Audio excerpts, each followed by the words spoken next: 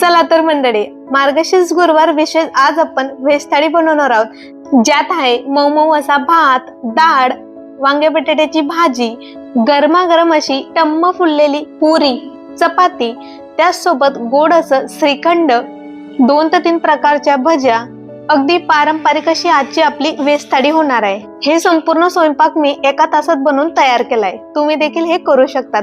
Video skip न करता शेवटपर्यंत पहा। काही खास टिप आणि ट्रिक देखील सांगितल्यात स्वयंपाक पटकन होण्यासाठी। चला तर मग रेसिपीला सुरुवात करूया। त्यासाठी मी इथं 1 सपाट वाटी एवढी डाळ घेतली। मी फक्त तुरीच्या डाळचा वापर केलेला आहे।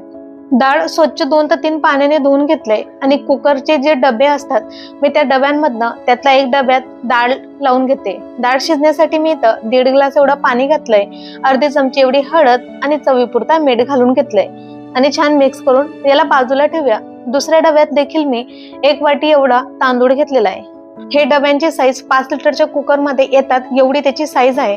तांदूळ देखील मी स्वच्छ 2 ते 3 पाण्याने धुवून घेतलंय। 1.5 ग्लास एवढं त्यात पाणी घातलंय, चवीपुरता मीठ, अर्धा चमचा तेल आणि थोडंसं जिरं घालून त्याला देखील मिक्स करून घेतलंय। आता 5 लिटरचा मी कुकर घेतलाय, त्यात खाली तळाशी अर्धा ग्लास एवढं पाणी घातलंय आणि एक स्टीलची रिंग त्यात ठेवून घेतली। त्यावरती दोघे डबे मी सेट करून घेतलंय। खाली मी डाळचा डबा ठेवलाय आणि वरती भाताचा। हे जे मी प्रमाण सांगते हे 3 ते 4 लोकांसाठी मी जेवण बनवते त्याचं आहे। 3 ते 4 लोकांचं प्रमाणात या डब्यांमध्ये आरामात मावून जातं। अशा पद्धतीने डब्यांमध्ये डाळ भात लावल्यामुळे डाळ आणि भात दोघे एका टायमाला शिजतात आणि वेळ देखील आपला वाचतो।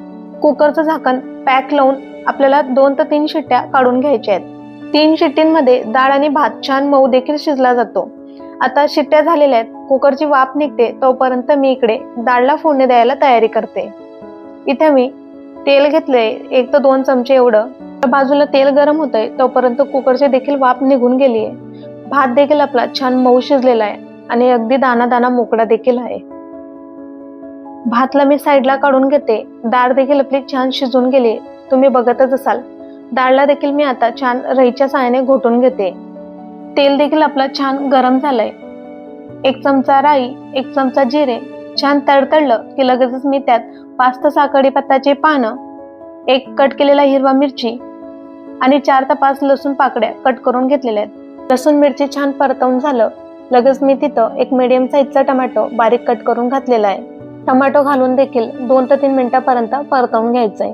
टोमॅटो छान मऊ झाला की लगेच मी त्यात 1 चिमूट एवढा हिंग घालते। हिंग घातल्यामुळे आपल्या डाळला अप्रतिम अशी चव देखील येते।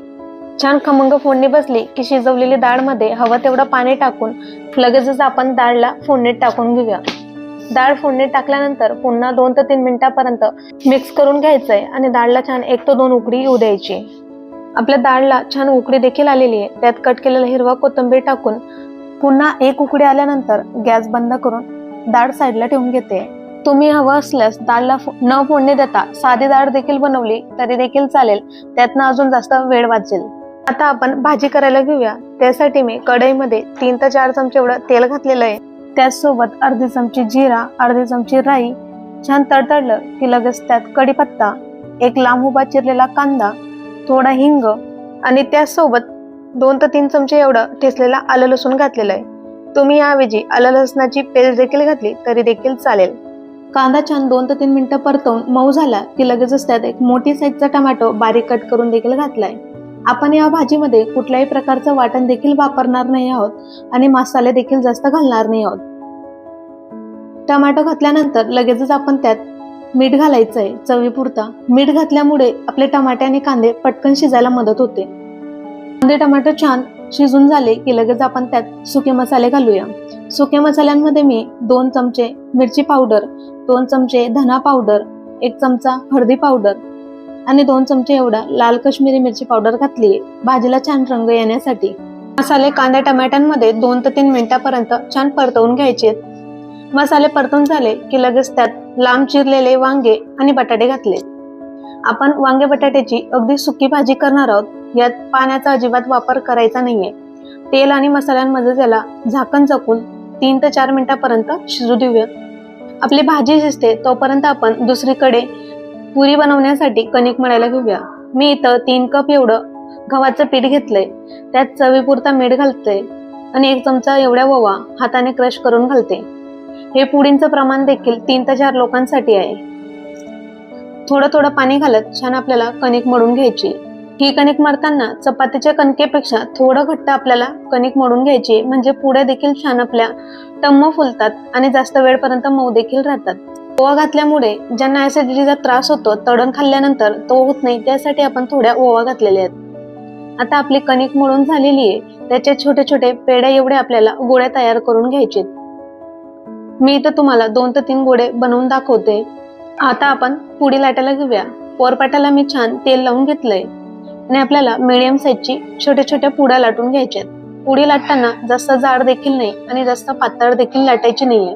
या पद्धतीने मी सर्व मीडियम साईज मध्ये पुड्या लाटून घेते.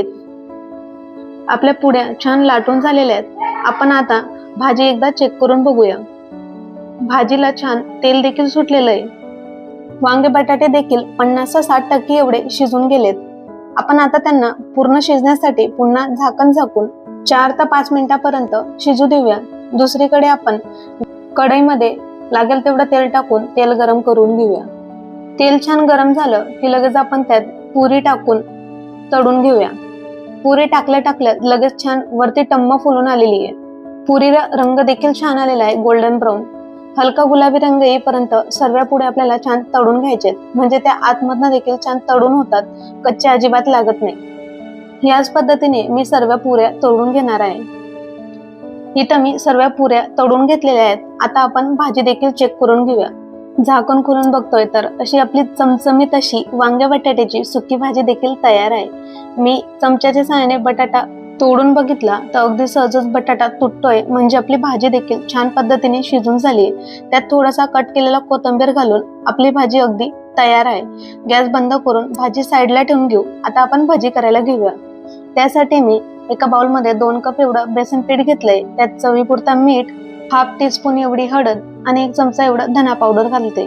धना पावडर घातल्यामुळे अगदी बाजारासारखी आपली भाजीला चव येते. भजी करताना आपण सोड्याचा अजिबात वापर करणार नाही आहोत. बिना सोड्याची आपण भजी बनवणार आहोत. तर आता आम्ही थोडं थोडं पाणी घालून छान अशा पद्धतीने घट्टसर एवढं बॅटर बनवून घेतलेलं आहे. भजीचं बॅटर तयार करताना आपल्याला थोडं घट्टसर ठेवायचंय. जर जास्त पातळ असलं तर भजी जास्त तेल पिते. बॅटर मध्ये मी इथं 1 चमचा गरम तेल घातलंय, त्यामुळे सोडा वापरण्याची आपल्याला अजिबात गरज पडत नाही. भजी बनवण्याच्या आधी आपण मिरचीला छान मधून कट दिलेला आहे आणि त्याला छान तेलमध्ये तळून घेतलेत. ह्या पद्धतीने मिरची जर आपण आधी तळून घेतली तर मिरची आतपर्यंत छान शिजते आणि भजी देखील छान क्रिस्पी होते. मिरचीला छान पिठामध्ये डीप करून तेलात सोडून घेते. भजी आपल्याला दोघी साईडने अलटून पलटून छान सोनेरी रंग येईपर्यंत तळून घ्यायची. आता मी इथे बटाट्याची देखील भजी तळून घेते. बटाट्याची भजी करण्यासाठी मी 1 बटाटा छान बारीक स्लाइस मध्ये कट करून घेतला होता. त्याला देखील छान बेसन पिठात डीप करून आपण एक एक भजी सोडून घ्यायची. अशा पद्धतीची बटाट्याची भजी छान टम्म देखील फुलते आणि खायला देखील खूप छान टेस्टी लागते. भजी देखील छान दोघी साईडने गुलाबी रंग येईपर्यंत तळून झालेत.